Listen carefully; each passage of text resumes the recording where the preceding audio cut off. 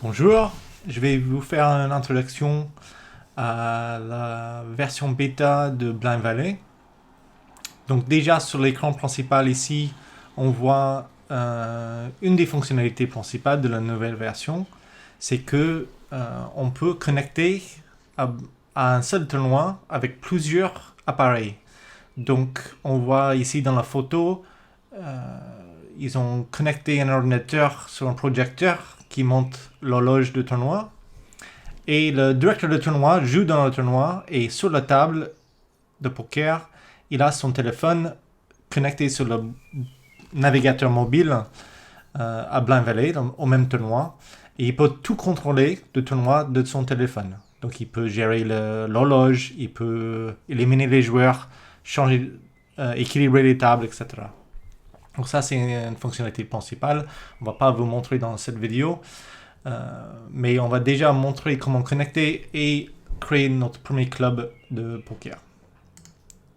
Donc, je clique sur ouvrir Blind Valley. Et on a une fenêtre où il faut choisir une mode de connexion. Donc, on a les choix de Facebook et Google. Et aussi connexion avec adresse email.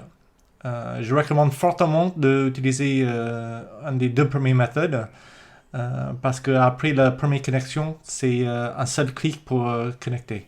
L'adresse email, c'est un peu laborieux par rapport aux deux autres méthodes. Donc, je vais connecter avec un compte Google. Et à la connexion, un compte est automatiquement créé pour nous. Et ça nous propose un choix de soit créer notre propre club ou soit rejoindre un club existant. Donc, si vous êtes directeur de tournoi, il faut saisir un nom de club. Donc, je vais mettre Blind Valley Poker Club. Et un mot de passe. Le mot de passe ne devrait pas être un mot de passe personnel que vous utilisez ailleurs, parce que c'est le mot de passe que vous allez donner aux membres du club pour s'inscrire au club.